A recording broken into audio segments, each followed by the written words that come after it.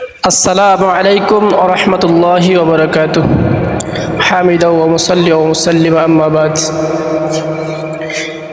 جاء الحق وزهق الباطل إن الباطل كان زهوقا প্রিয় দেশবাসী,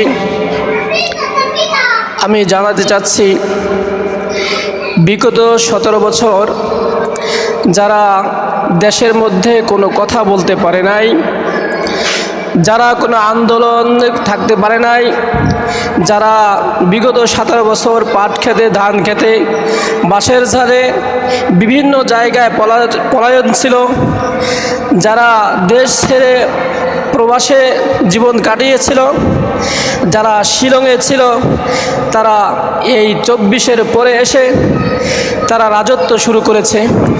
এমনভাবে রাজত্ব শুরু করেছে যাদের কারণে দেশে আসতে পেরেছে, যাদের কারণে তার মরা মায়ের মুখ দেখতে পেরেছে, যাদের কারণে তার মার জানাজা পড়তে পেরেছে, যাদের কারণে শিলং থেকে দেশে আসতে পেরেছে, যাদের কারণে কারাগার থেকে মুক্তি পেয়েছে, যাদের কারণে পলায়ন থেকে আবার ফিরে মাঠে আসতে পেরেছে, যাদের কারণে রাজত্বকে ফিরে পেয়েছে, যাদের কারণে আজকে তারা স্বরাষ্ট্রমন্ত্রী হয়েছে, যাদের কারণে আজকে প্রধানমন্ত্রী হয়েছে, আজকে তাদেরকেই আবার আক্রমণ শুরু করেছে সেই স্বৈরা শাসকের মতো। আবার ভাই ও বন্ধুগণ, আমি একটা কথাই পরিশেষে বলতে চাই, গ্রাম্য ভাষায় বললে মাঝি গাং বাড়ি দিলে মাঝি কার চেটের বাল।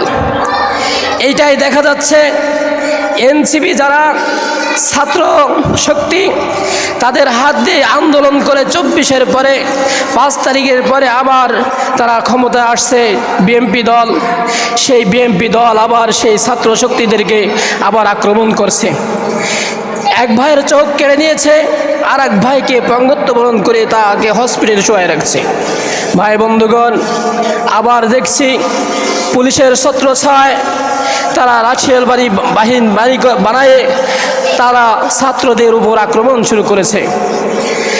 পুলিশের ছত্রছায়ায় ছাত্রদের উপর এনসিপির উপর আক্রমণ করছে, কিন্তু সেই পুলিশ প্রশাসন ছাত্রদেরকে ব্রিগেড দিয়ে আটকায় রাখে, কিন্তু ছাত্রদল, যুবদল, সন্ত্রাসী দল, মোট কথা তাদেরকে কোনো কিছু বলতে পারে না, তাদেরকে কিছু বলে না, তাদেরকে গ্রেপ্তার করে না, কিন্তু গ্রেপ্তার করে কাদেরকে? যাদেরকে তারা আক্রমণ করে তাদেরকেই গ্রেপ্তার করে। সুধীমণ্ডলী, আমি পরিশেষে একটা কথাই বলতে চাই, এই প্রশাসন আবারও দলীয়করণ হয়ে গিয়েছে। আবার মনে হয় 24-এর মতো আরেকটা আন্দোলন শুরু করবে। সেই আন্দোলন যদি একবার শুরু হয়, সে আন্দোলন আর কেউ ঠেকাতে পারবে না। ইতিমধ্যেই এনসিপির যে ভাইয়ের আক্রমণ হয়েছে, যেই ভাইদেরকে আক্রমণ করেছে, সেই ভাইরা ঘোষণা দিয়েছে যদি তারেক রহমান এরকম করতে চায় তাহলে সরাসরি মাঠে আসুক, আমাদেরকে বলুক, আর না হলে পালায়ে পিছন থেকে আক্রমণ করে কোনো লাভ নাই। ভাই বন্ধুগণ, আপনারা যেটা করতে চাচ্ছেন, বিএনপিদেরকে পরিশেষে বলতে চাই, আপনারা আর স্বৈরা শাসকের মতো আর শাসন করতে চান না। যদি যান, আপনাদের পরিণাম ওইরকম ভয়াবহ হবে। আমলিগ তো ভারত ছিল, সেই ভারতে পলায়ন করে চলে গেছে, ভারতে যাইতে পারছে, কিন্তু আপনাদের যাওয়ার জায়গা নাই। আপনি লন্ডন যাও থাকতে পারবেন না, শিলংও যাইতে পারবেন না, কোথাও যাইতে পারবেন না। পরিশেষে আপনাদেরকে দেখতে হবে ওই যে একটা রাষ্ট্রে সমস্ত সরকার দলকে উলঙ্গ করে ছেড়ে দিয়েছিল, আপনাদের সেরকম পরিস্থিতি সেরকম কাছায় আসছে। এই বলে আমার বক্তব্য শেষ করছি। আসসালামু আলাইকুম।